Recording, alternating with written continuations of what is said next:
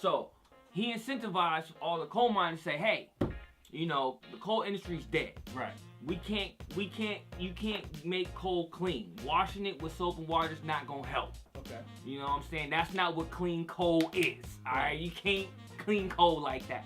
He said, hey, I can't help you with this industry, but I will give you the skills and train you so that you can then transition into renewable energy. Yeah. The renewable energy industry Huge. blowing up. Don't let industry. this 4, 5 and the crazy Republican parties and Fox News and all them tell you something otherwise. Right. The renewable industry is booming. Jobs are booming. The reason why they don't have jobs because they don't have the people to fill it because they're growing at a faster pace.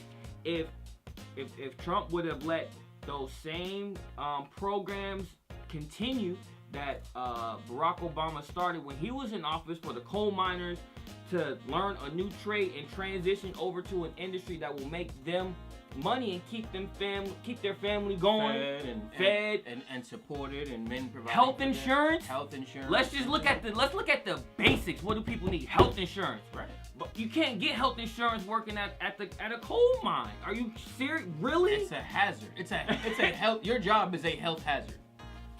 So in retrospect, an insurance company is not going to. The premiums for insuring that those coal miners is so high because you work in a health hazard environment. Right? And So it's a double-edged sword. Bottom line is learn that skill set, learn that industry, and then transition to the next best thing. Like, you know what I'm saying? Like, it's like being if you were a horse salesman 100 years ago, right? You sold horses. You see cars coming down the lane. You see cars, the new industry of cars coming down. You have a skill set of sales. So instead of selling a horse, go sell a car. exactly. Transition. Find the skills that you've learned within that industry, Exactly. and then transition. So let's say you didn't I seen this post. I'm mad I didn't save it, but basically it was a video explaining all the skill sets that coal miners have developed over their long history of working in coal mines, and it was like a long list of like transferable skills, like with engineering, and they know how to measure this and that because dealing with coal, you digging in the ground, you got to know like a lot of the skill sets that they don't even think would be transferable is. There's just certain people, I won't say who, I won't say on which side, they don't want you to know those skills. They want you boxed in on a particular issue so that you can stay on their side, so that when it's time to vote, they'll be like, yo, I'm fighting for you, I'm riding for you. Look, see, you in the trenches, you got this, rock with me. I got your back. And then they get elected, then they get in office, and then they don't help you at all. But they didn't tell you about the benefit. They didn't tell you about all the skill sets that you as an individual have acquired over the years of working in a coal mine, that you don't even necessarily need training to go into another industry. But yet they gonna say, hey, they don't care about you, rock with us. And I want to say a little trickle down economics for you. Let's say you don't learn that skill set. Now you're in debt. Now your credit's messed up. How you gonna pay that? You know what I'm saying? So on top, you're in debt, your credit's screwed up. How you gonna pay that? How stressful are those three things within the black community? Trauma, PSTD. It really is a generational emotional trauma that's passed down because you don't know what you don't know. You don't know how to fix what you've never addressed before. Yep. You know what I'm saying? You know, you don't know how to fix a problem if you don't know the problem's there. Facts. There's a huge problem there. Huge problem there. So again, like I would say, transfer your skill sets into ownership entities. Like own a business. Like you can own that skill set. Make sure you monetize it individually, so no one can ever take it from you. Take the opportunity away from yourself. Learn a different skill and communicate. Again, engage within the community. That's why we're having this conversation now, so we can engage. Civic engagement. It's important.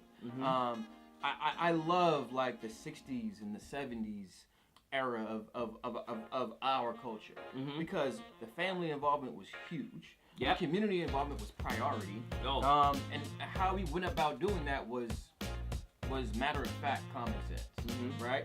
If I lived on your neighborhood and we lived in the same neighborhood, my mother can give me a beating just like your mother can give me a beating. Right? You and know your ass was getting that beat. And you was getting that beat. beat. You was catching them hands. You was gonna catch You them was gonna hands. get that. And then when you got home, you gonna catch some more. Catch it again. And then go back to apologize to the person for getting caught in the first place and then Right. doing it. And You apologizing to everybody. everybody in the neighborhood. I'm sorry. I went home late. Lights didn't come on. They went off, and I got in trouble. Right. Mama, homegirl down in apartment 17 got me. Mama, she beat me up to apartment 3 where we live. Now you about to beat me, so now let me go ahead and get that out the way. And let me go back to apartment 17 and say apologize to Mrs. Graham. I'm sorry, Mrs. Graham, for you catching me skipping school and being late coming home. But all of that. But that built a certain level of accountability, a level of trust, and a level of just involvement that was huge. The black dollar we spent together, you know what I'm saying? Community versus spending. Well, I'm good. Shorty can't do her. Homeboy can't do him. Then that's on him. But we all fall into that thought process, right? I'm guilty of that. I'm like, I've been there. He's a grown ass man. He should know what he's supposed to be doing. If he don't know, someone didn't tell him. You know, but. By you saying that, you should be the one to take that. Again, I'm guilty. I'm guilty. raising my hand. I'm right here. Aaron was judgmental in that moment. Yes, but then going back and saying, hey, how can we have a conversation to change that? Right. How can I go, hey, brother, look, I know somebody over here that can help you out, get this job to better yourself. Whether it be someone just talking to you like, yo, look, bro, I'm in a tough situation. My job just laid me off. I got 2 kids, and my car's busted, whatever. Look, I can't give you no money, but I can show you where you can go get some help. Right. But here's $1 or 2 too. You know what I'm saying? And that's what it's about. Real quick, big shout out. We got brother Frosty Oreos tuning in. Frost. Yo. How's it going, Frost? Oh yeah. So one thing that we do so anytime we have a guest on the show, we have to come up with a name for it.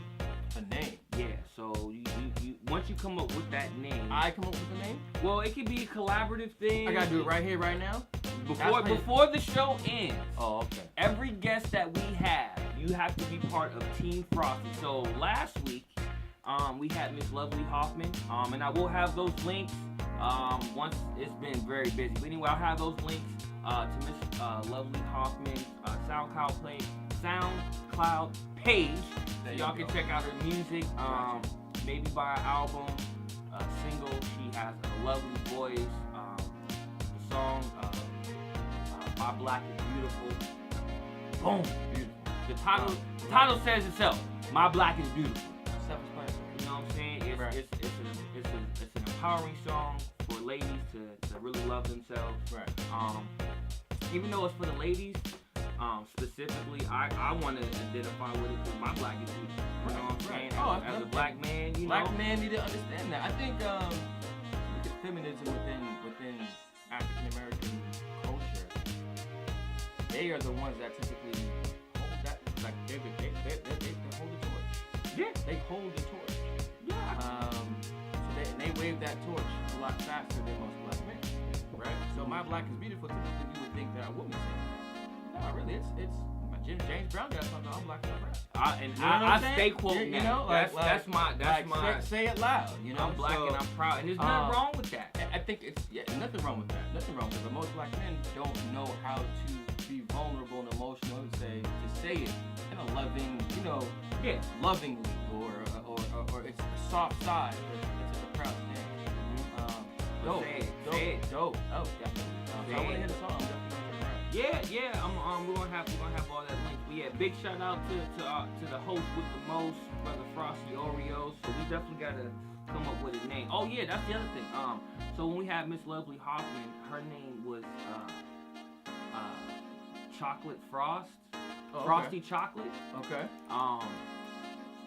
So we gotta come up with one for you too. You know what I'm saying? So whatever before this show ends, Everybody tuning in. I gotta figure it out. We gotta think of that. You know what I'm saying? It has to be Frosty included, like Frosty. It has to be. Gotta be Frosty. It could be at the beginning. It could be at the end. It could be in the middle. Figure it out. I'm gonna figure that out. Well, what you got? Black Frost. Yep, that was Miss Lovely's name. Black Frost. I like that. Smooth, right? He's good, dog. Yo, I like that. I thought he was trying to get it from me. I'm like, you know what, yo? I'm with that. I'm with that. Nah, but that was Miss Hoffman's name, Black Frost. I like that. That's why he the host, because he remembered that shit. I totally I forgot. Oh man, I'll figure it out. Give me a minute. Yeah, take your time. Take your time. Give me a minute. So we're gonna keep this moving right along. We're gonna jump right into news. The second part. So as you know, we were talking about the government shutdown. Yep. So the government was shut down for 3 weeks. 3 weeks? No, it was 35 days. Too long. Too long. First and foremost, 35 days. Damn. That's a month. That's a month and some change. That's a month and a week. A month and a work week. What do you think? What was the biggest impact? So for you? For me, I'm not a federal worker. I wasn't impacted. But the way I was impacted in a way that I had to speak up and like, yo, this ain't right. Right. It wasn't right. I don't want to be working and not getting paid. Right. And the fact that you got these federal workers working and the majority of them unfortunately don't have, I won't say don't, but they got bills. Let's keep it real. They got bills. They were shut for a month and 5 days, and cats is getting backed up on regular bill stuff. 80%, 90% of the country live in check to check. That's 2 checks that they couldn't account for that wasn't coming in. That's that's a lot.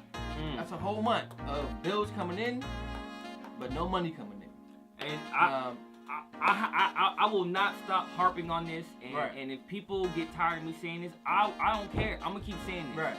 Last year, this time, the top 0.01% got the biggest tax cut in the history of the United States. So they got paid. Last year, this time. They got paid. This time last year. We fast forward a year later. Not a government shutdown. Not a government shutdown, and the people that need the taxes the most, people like me and him, we ain't getting it. People like y'all that's tuning in, won't get it. People across the country that's tuning in, people across the country that's living their lives, people like us, right now, we worried about 3 weeks? 3 weeks? 3 weeks? Plus, 3 weeks plus, that's how long the government is going to be open for now. But I heard they're going to get done and get all their back pay. And then set yourself up. And what goes back to our other conversation. Now you got a 6-week swing where you don't know. Within the next 3 weeks, you'll get paid. You get paid what you were owed. You get paid what you're doing right now. And then you get 3 more checks after that. Right? What's your plan after that, America? For those who are in the government, what's your plan right now? What are you going to do? What could you do? Are you in a position to do everything you've never done before legally to make sure your family's secure? Your future is secure. So we've already seen it happen once, and you saw how it hurt you. What are you going to put in place to protect it from happening again? Facts. Because with 45, you don't know what you're going to get. You don't know what you get from minute to minute. You don't know what you're going to get minute to minute, right? So he could say I'm opening up in 3 weeks. He can say I'm going to close it in 3 weeks. Next time it could be closed, shut down for 3 months. 6 months. You know what I'm saying? Then what? Of course, the country would collapse, but still, he has to prove a point. So he's doing it.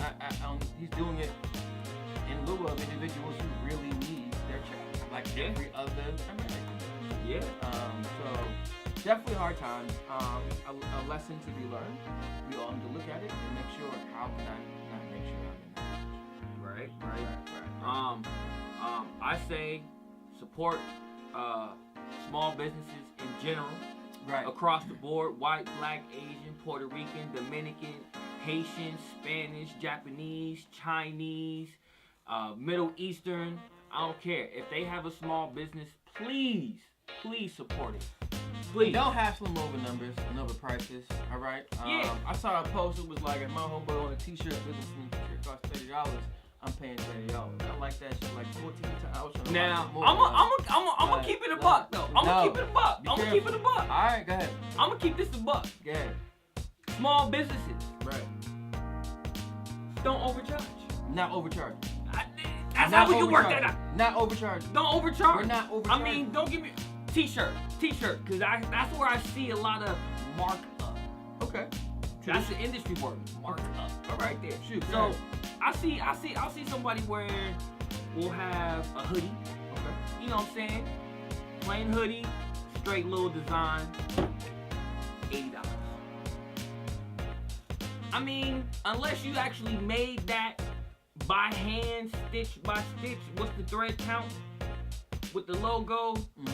$80 for a pullover. Oh. Can your brother get a discount? No. No. I love it. Because it's coming from a small business owner, so what comes with that discount? Let's speak on it. Is when you go to McDonald's, you don't ask for a discount. True. You got accustomed to their prices.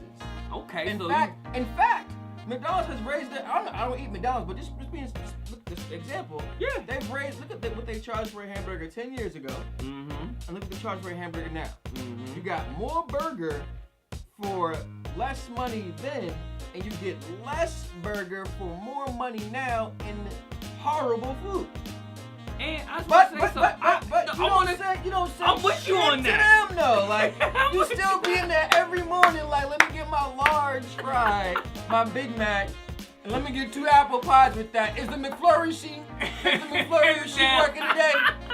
Is it working, Samantha? Let me get 2 Oreo. Baby, you want the Reese's Pieces? Samantha? You want the Yeah, baby girl wants the. We gonna throw that in there. And you pay your $26.99, and you go out the drive-thru, you go down the street, and you good. Facts. You know what I'm saying? Because it actually costs more for the small business independent owner to produce the product than it would for a big industry, because of the discounts that you get when you purchase anything, any product, anything, service at a wholesale versus markup and price and product and placement and how it works in the environment, all that. Pay the people what they ask. Pay them. He just pay them. If I was a skeptic on purchasing stuff from small business, for me, he killed it. He explained why we need to support small business. You have to. It's the backbone of America. Because all the big industry eventually is all going to, over time. I don't know, again, I'm not trying to say I'm like Nostradamus, but I believe majority of big corporations are going to start merging. They're going to start merging, and once that happens, it's going to be like lanes of just big conglomerate companies. You want food, that big company owns all the food industry. You want a vehicle, same thing. Housing, same thing to a certain extent, right? So, if you have a small boutique shop, right, that makes something very authentic, and the quality is amazing, right? You pay that $80 for that sweater, but guess what? Now you have a business relationship with somebody in the community, right, that you know personally because you paid full price for his or her product, right? So now you're building more of a consumer-to-business relationship. Now, what if you're a business owner yourself? Now you've created a business-to-business relationship. Ooh, B2B. B2B. Now, if we all pull that together and we all working together, how strong is that community now? Also, we actually talked about this earlier, there's some things that are going to be... Anyway, we were talking about this earlier. If you haven't seen it, check out Netflix, Killer Mike Trigger Warning. That show is amazing. I watched three of the stories, right? Amazing. His delivery was on point. It's impactful. If you haven't seen it, I recommend you go do. We should do a Killer Mike party or something, watch party or something like that. Hey, you know what I'm saying? Hey, I'll be down to do that. That's like something we could do. A Killer Mike watch party somewhere. You know, call some people up. Yeah. Put it on a big screen, we all watch it, and then have a deep dive. A deep dive, open conversation. What you think? What didn't you like? How you like it? Yo, I think we might have to do. Might be something. Y'all need to stay tuned, man. We got some good stuff coming out, man. We cooking right now. We in the kitchen. We cooking. We cooking right now. Yeah. But yeah, no, that's a good one. So I say that to say support black businesses as well. Right. All small businesses, all black-owned businesses. We have to keep the dollar circulates in the black community. 8 seconds. I heard 6 hours. 8 seconds. But 8 seconds sounds. 8 seconds. That's the correlation. On a big scale, like I think it was a national scale. On a national scale, it's 8 seconds. Yo. 8 in and out. 8 seconds. In and out. That's how you get long. paid from your job. You go to the bodega that's not owned by a black man. You go to you go get your hair done, ladies. The store you're going to is not owned by a black woman. You probably go get your hair done at a black salon. I support that. That's dope. When you get your feet done, who's doing it? Get your nails done, who's doing it? Get your eyebrows done, who's doing it? When you go spend money to buy clothes, what type of store is it? Where those clothes coming from? That's what we mean by where's your black dollar going. 8 seconds. How long it stays within. It stays within the community.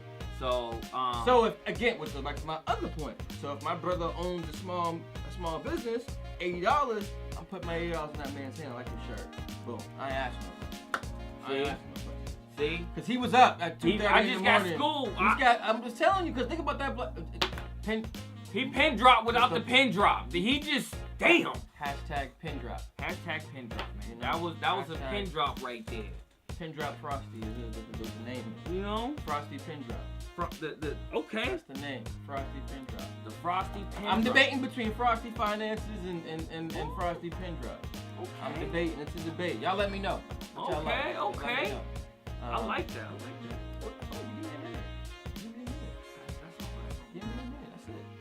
What else we got next? So, the last little bit of thing. Oh, actually, I got 2 things. So we talked about the government shutdown. Crossed that out.